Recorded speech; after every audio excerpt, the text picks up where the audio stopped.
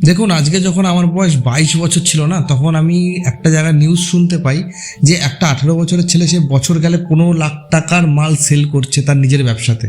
তো যখন আমি এই জিনিসটা শুনতে পাই বা যখন আমি দেখতে পাই, তখন আমি নিজে ডিসাইড করেছি যদি ওই 18 বছরের ছেলেটা করতে পারে, তাহলে আজকে আমার 22 বছর বয়স হয়ে আমি কেন করতে পারবো না। দেন আমি সবার ফার্স্টে দেখি যে একটা ব্যবসা শুরু করতে গেলে সবার ফার্স্ট নিড কী পড়ে। তখন আমার কাছে সবথেকে বেশি নিড ছিল ভাই আমাদের পুঁজির। তখন আমি 9 to 5 জবও করেছি, টিউশনই করিয়েছি, যাতে আমি কিছু টাকা জমাতে পারি সেই সময়। তো তখন আমি টাকা জমানোর পর 30,000 টাকা মতন তাও জমিয়েছিলাম। জমানোর পর বাকি 10,000 টাকা বা 20,000 টাকা মতন আমাকে ফ্যামিলির থেকে আমাকে সাপোর্ট করেছিল। পুঁজি আসার পর আমার কাছে মেন টার্গেট ছিল যে আমি কোন প্রোডাক্ট নিয়ে বিজনেস করতে নামবো, ঠিক আছে, সেটা জানা খুব উচিত, মানে খুব জরুরি। তো সেটার জন্য আমি চুজ করলাম যে ইলেকট্রিক মানে এলইডি প্রোডাক্ট নিয়ে নামবো, এলইডি বাল্বের বিজনেস করবো, ঠিক আছে। লকডাউনেরও আগের কথা বলছি।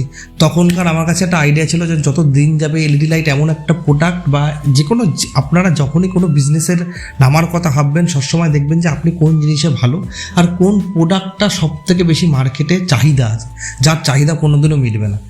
দেন আমি সিদ্ধান্ত নেওয়ার পর আমার কাছে একটা খুব বড় প্রবলেম ছিল, যেই বিজনেসটা, যেই প্রোডাক্টটাকে নিয়ে আজকে আমি যেই বিজনেসে নামছি তার ব্যাপারে সব কিছু জেনে রাখা। তো তার জন্য আমি ভাই নামি দামি কোম্পানির থেকে, আমি সে কোম্পানির নাম নিতে চাই না, সেই কোম্পানির থেকে আমি ডাইরেক্ট কোর্স কমপ্লিট করি। কোর্স কমপ্লিট করার পর কিন্তু আমি সেই বিজনেসের ব্যাপারে, সেই প্রোডাক্টের ব্যাপারে, এভরিথিংয়ের ব্যাপারে আমি কিন্তু নলেজ নিয়ে নিই। নলেজ নেওয়ার জন্য আমার কী হলো, ইন ফিউচার কেউ আমাকে চাইলে ঠকাতে পারতো না।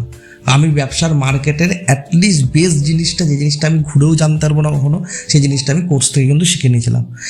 মার্কেট সার্ভে করার জন্য আপনাকে দোকানে দোকানে যেতে লাগবে না, আপনাকে কিচ্ছু না, আপনাকে আপনার এলাকার যে কোনো চায়ের দোকানে যান, ওখানকার লোকাল যে ইলেকট্রিশিয়ানরা আছে তাদের সাথে আমি কিন্তু সম্পর্ক, আমি কিন্তু ফ্রেন্ডশিপ কিন্তু অনেক বেশি বড় করেছিলাম প্রথম 7টা দিন। কারণ আমি চেয়েছিলাম যে তাদের কাছে সমস্ত কিছুর মার্কেটের খবর তাদের কাছ থেকেই পাওয়া যায়। আপনি যদি দেখেন যে সেই ব্যবসার সাথে ইলেকট্রিশিয়ানরা যুক্ত, মিস্ত্রিরা যুক্ত, আপনাকে তাদের সাথে কিন্তু কন্ট্যাক্ট বাড়াতে হবে। কারণ তারাই কিন্তু লোকের বাড়ির কিন্তু ইলেকট্রিক যারা বাড়ি করে তাদের সাথে কিন্তু ইলেকট্রিশিয়ানদেরও কিন্তু যোগাযোগ থাকে। তারাই রেকমেন্ড করে যে এই দোকান থেকে মাল নিয়ে আসুন, এই দোকান থেকে আপনি সুইচ বোর্ড নিয়ে আসুন, এই দোকান থেকে আপনি লাইট নিয়ে আসুন, আমরাই লাগিয়ে দেবো। তো এর জন্য ইলেকট্রিশিয়ানদের আপনাকে হাত করাটা খুবই উচিত। প্রোডাক্ট নিয়ে বিজনেস করি, ঠিক আছে, হোলসেলে মাল ছাড়ি, আমার এই রেট, ঠিক আছে, নিজের একটা চার্ট লিস্ট বানান। দেন আপনার কাজ হচ্ছিল মাল অর্ডার দিয়ে বাই করা, আর আপনি মাল সেইখান থেকে কিনবেন যেখান থেকে আপনি মাল ন্যায্য দামে, ন্যায্য ভরসায়, যেই কোম্পানিকে আপনাদের ভালো লাগুক না কেন, সবসময় সেই কোম্পানির কাছ থেকে মাল নেবেন। মাল নেওয়ার আগে মাল যাচাই করবেন, মালটা ভালো কি খারাপ, গ্যারান্টি তারা দিচ্ছে কি না, ঠিক আছে, ন্যায্য দামে মাল পাচ্ছেন কি না। এই যখনই আপনি মাল পেয়ে যাবেন ন্যায্য দামে, সব কিছু ঠিকঠাকভাবে যখন মাল পেয়ে গেলেন, আমি কখনো বলবো না আপনারা মাল আমাদের কাছ থেকে কিনুন, আপনাদের যেখান থেকে ইচ্ছা হয়, আপনারা যেখান থেকে আপনাদের ভালো মনে হয় আপনারা সেখান থেকে কিনুন, গ্যারান্টি যাতে তাদের থাকে। যখন আমি মাল তুললাম গ্যারান্টি তারাই দিয়েছিল, ন্যায্য দামে ভালোভাবে মাল পেয়েছিলাম। তা সেখানকার একটা ট্রাস্ট বিল্ড হয়ে গেছিলো। বিল্ড হওয়ার পর আমি যখন কিনা দোকানদারদের কাছে যাওয়া শুরু করলাম মার্কেটে প্রথম, তা সবার আগের আমার কিন্তু প্রথম প্রোডাক্ট কিন্তু আমি 1 টাকার পরিবর্তে দিয়েছিলাম, সেটা জাস্ট তার বাড়ির জন্য, সেটা সমস্ত ইলেকট্রিশিয়ানদের। তো তারাও খুশি হয়ে গেছিলো, তারাও দেখে বলেছিল না মালের কোয়ালিটি আছে, বা কোয়ালিটি থাকলে তখন কী হবে, অটোমেটিকলি আপনার দামও যদি ঠিকঠাক থাকে, হোলসেল রেটে পাওয়া যায়, তাহলে কাস্টমার বেস আপনার কাছে কিন্তু সারা জীবন থাকবে। দেন আমি যখন দোকানে দোকানে প্রোডাক্ট দেখাই, মাল দেখাই, লোকেরাও যখন যারা মিস্ত্রি থাকে তারাও রেকমেন্ড করে যে এই মালটা রাখা শুরু করো, এর কাছ থেকে মাল রাখা শুরু করো, এর মালটা ভালো, কোয়ালিটি ভালো। আপনার নামটা বাড়ানো অবধি আপনার যে সার্কেলটা হয়, যেটা 5 to 6 মান্থের মধ্যে হয়, সেই জিনিসটা কিন্তু আমরাও করেছি, যে স্টেপ বাই স্টেপ কীভাবে করতে হয় ব্যবসা, আমি কিভাবে বড় হলাম।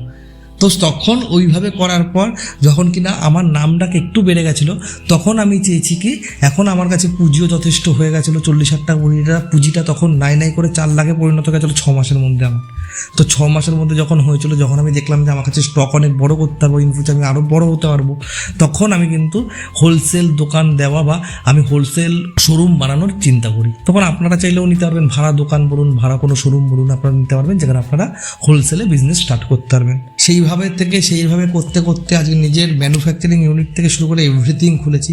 আর আজকালকার দিনে সব থেকে বড় সমস্যা হচ্ছিল, আজকালকার দিনে ছেলেদের থেকে মেয়েরা বেশি আপনার অ্যাডভান্স হয়ে গেছে। আছে কাজের সময় দেখুন, কাজের জায়গায় দেখুন, 9 to 5 জব নিয়ে বলুন কি যে কোনো শপিংয়ে, আপনি শপিং মলে দেখুন কি আপনি সোনার দোকানে দেখুন, এভরি জায়গায় কি ব্যাংকে দেখুন, এভরি জায়গায় মেয়েরা আজকাল কাজ করে। তারা লজ্জা পায় না কোনো কিছু, তারা ভাবে না যে আজকে আমার পাড়ার লোকেরা জানলে আমাকে কি বলবে, যে আমি ভাই আমার দরকার নেই, পাড়ার লোকেরা আমাদেরকে খাবার দেবে না, ভাত দেবে না আপনার ঘরে ভাত না জুটলে। যখন আপনি দেখেন আপনার বন্ধু বান্ধবদের হাতে নতুন ফোন, নতুন গাড়ি, তখন আপনাদেরও মন খারাপ লাগতে পারে। তাই আমি জাস্ট এখন থেকেই বলছি, আপনার এজ যাই হয়ে থাকুক না কেন, আপনার বয়সটা যাই হয়ে থাকুক না কেন, বয়সটা জাস্ট একটা নাম্বার হয়। যদি আপনার নিজের মধ্যে এইটুকুই কনফিডেন্স থেকে থাকে যে আপনি করতে পারবেন, আপনি লাইফে বড় হতে পারবেন, তাহলে আপনাকে একটু হলেও নিজেকে কিন্তু বদলাতে হবে। যদি আপনি আপনার ফিউচারকে ভালোভাবে দেখতে চান, আপনিও যাতে চান যে আপনারও সমস্ত স্বপ্ন পূরণ হোক, তাহলে সেইটুকুর জন্য কিন্তু আপনাকে ঘরে বসে বসে ভাবলেই হবে না।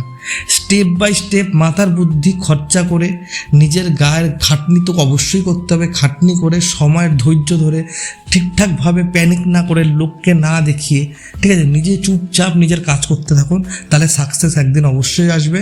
আর নমস্কার, যদি ভিডিওটি ভালো লেগে থাকে তাহলে অবশ্যই করে লাইক, কমেন্ট আর সাবস্ক্রাইব করে দেবেন। অবশ্যই আপনারা সাবস্ক্রাইব করুন, দেখছেন অনেকেই বাট সাবস্ক্রাইব করছেন না।